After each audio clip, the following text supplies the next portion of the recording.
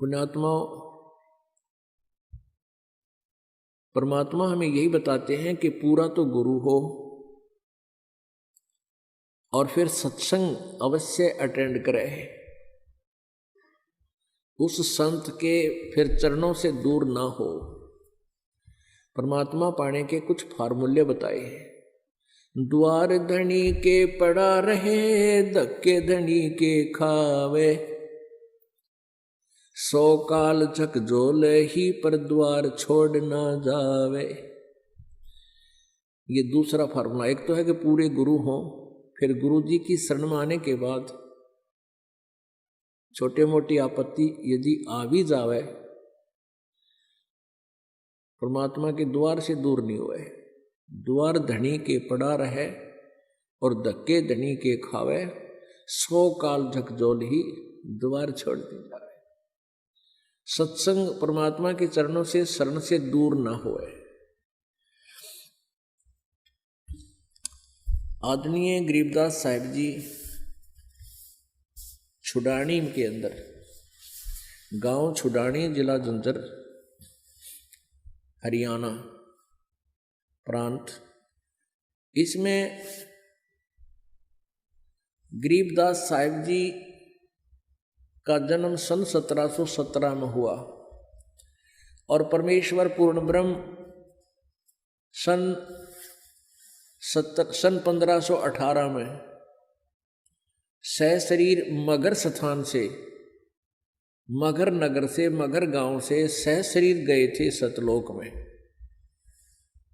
और सन 1518 से के बाद सन 1717 में अर्थात 100 गरीबदास जी का जन्म हुआ। सन 1727 में परमात्मा फिर वापस सतलोक से आए और गरीबदास जी को मिले। लगभग 209 वर्ष बाद, सतलोक जाने के 209 वर्ष के उपरांत, वो परमात्मा फिर यही लीला करने के लिए संत गरीबदास जी जब 10 वर्ष के बालक थे, अपने ही नाना के खेतों में गव्वें चरा रहे थे, पाली थे, और भी बहुत से गवाले थे, पाली थे, वहाँ आकर के मिले थे। गरीबदास जी ने परमात्मा से आहार करने की प्रार्थना की थी। उन पालियों ने, जो गवाले थे, आहार नहीं किया। प्रभु ने कहा था कि दूध पी लो। परमेश्वर ने कहा कि दूध मैं कंवारी गाय का पीता हूँ। एक कंवारी गाय लाए, उसकी कमर पर थपकी मारी परमात्मा ने। कबीर जी ने, जो एक साधु वेश में थे, जिंदा महात्मा के वेश में थे, उस गाय के, कंवारी बछिया के अपने आप दूध निकलना शुरू हो गया। नीचे एक छोटा सा मटका पात्र था, साफ किया हुआ, वो लगाया, वो दूध का भर गया। फिर अपने आप सतनों से दूध निकलना बंद हो गया। आधा कबीर जी ने पिया परमेश्वर ने, आधा गरीबदास जी ने पिया। और बाकी जो गवाले थे वो कहने लगे, हम नहीं पीवे इस पाप के दूध को। वो चले गए उठकर दूर, जहां वो इकट्ठे बैठे थे, गुरु संत के पास, परमेश्वर के पास। अब गरीबदास जी ने रुचिकर से बातें सुनी। परमात्मा उसी उद्देश्य से आए थे, गोता मारू स्वर्ग में जा बैठूं पाताल, और कह कबीर ढूंढता फिरूं अपने हीरे माणिक लाल। उन लालों में से एक लाल गरीबदास जी थे, उनको ढूंढने आए थे, अपना गवाह बनाने आए थे कि इस कलयुग के अंदर मुझे पहचान लेंगे मेरे बच्चे कि कबीर इज गॉड। गरीबदास जी को ऊपर सतलोक ले गए, उनका शरीर यहीं रह गया, आत्मा ऊपर ले गए। सब ब्रह्मा विष्णु महेश की सतिथि से परिचित कराए कि ये ब्रह्मा जी का लोक, ये विष्णु जी का लोक, ये शिव जी का लोक, ये स्वर्ग इंद्र का लोक, ये नरक लोक, यहाँ प्राणियों की ऐसी ऐसी दुर्गति होती है। ब्रह्मलोक काल दिखाया, परब्रह्म का लोक दिखाया। फिर सतलोक लेकर गए। सतलोक में परमात्मा से परिचित होकर के फिर उनको वापस छोड़ दिया गया। उसके बाद गरीबदास जी ने आंखों देखा, परमेश्वर का हाल बताया, और फिर वो ज्ञान बताया। तो फिर एक परमात्मा की महिमा की वाणी की रचना की है, जिसको गरीबदास जी की वाणी अमृतवाणी कहा जाता है। उसी अमृतवाणी से कुछ वचन आपको सुनाते हैं। न्योली नाद सुभान गति ये लड़े भुअंग हमेश, जड़ी जान जगदीश है विष्णि व्यापै शेषु। अंश गमन करते नहीं ये मान सरोवर छाड़, कौवा उड़ उड़ जाता है वो खाते मांसाहार। अंश दशा तो साध है सरोवर है सत्संग, मुक्ता हलबाणी चुगे ये चढ़त नवेला रंग। अब इन 4 पंक्तियों में 3 पंक्तियों में कैसा कमाल किया है। न्योली नाद सुभान गति लड़े भुजंग हमेशे, जड़ी जान जगदीश है विष्णा व्यापै शेष।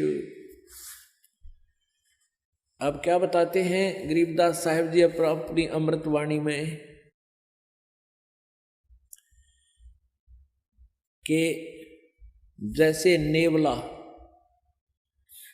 एक जानवर होता है, वो 9 इंच का हो से, गिलहरी आपने देखी हो, गिलहरी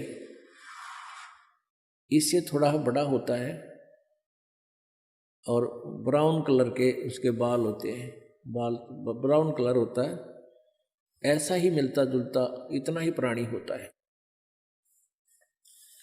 और वो सर्प को मार देता है। सर्प कितना लंबा होता है, को 6-6, 7-7 फुट का, 8-8, 10-10 फुट का लंबा हो जाता है। लेकिन वो छोटा सा प्राणी उसको कैसे मार सकता है? उसकी एक विधि, एक तरीका है उसके पास। वो सर्प को उस समय छेड़ता है जब उसको आसपास ये पता होता है कि इस झाड़ी में वो जड़ी है, उस जड़ी को सूंघ लेता है, उस जड़ी की महक को अपने अंदर समा लेता है और आकर के सर्प के सामने खड़ा होकर नेवला अपने श्वास छोड़ देता है। उस जड़ी की महक सूंघ कर जो आया था वो सर्प को सूंघा दी। उस जड़ी के सामने, उस जड़ी की महक के सामने सर्प को चक्कर आने लग जाते हैं, वो बेसुध हो जाता है। अब नेवला क्या करता है, जड़ी उस झाड़ी में जाता है, वो सूंघ कर आता है उस जड़ी को और सर्प के सामने दूर से निकट आकर के कभी दूर हो जाता है, कभी निकट आता है और ऐसे छोड़ देता है उसको, श्वासों को। अब सर्प चक्कर काट, वो डरता उस जड़ी से, तो भागने की चेष्टा करता है और कुछ उसको वो ऐसे डगमग सा हो जाता है। तो फिर भाग के वो जंप लगा के नेवला उसके पीछे सर्प के शीश पर आ बैठता है पाछे के और उसको पकड़ देता है और फिर मुंह के ऊपर फिर श्वास फिर छोड़ता उसके और वो कति बेसुध हो जाता है। तो सर्प को पकड़ के मार डालता है, नोच डालता है, खत्म कर देता है, मुंडी से, मुख से, फन से खत्म कर दे, फिर मर जाता है। तो यहां क्या बताते हैं कि ये काल तो समझ ले अजगर है और आप नेवला हो। इस काल को आपने कैसे जीतना है, उसकी विधि है। कबीर परमेश्वर पूर्ण ब्रह्म की साधना, उस जगदीश की साधना, वो जड़ी है और उस सच्ची साधना सतनाम के आगे कहते हैं शेष नाग भी हो। यानी यहाँ के जो छोटे मोटे काल के व्यवस्थक अनुचर, ये देवता भैरव भूत आदि, इनका तो कहना है कि है अगर इस नाम के saamne वो काल भी आ जाएगा तो भी उसकी नहीं बसावेगी तुम्हारे सच्चे नाम के सामने, मर्यादा से भक्ति करने वाले। न्योल नाद सुभान गति ये लड़े भुअंग हमेश, जड़ी जान जगदीश है, व्यसना व्यापै शेषु।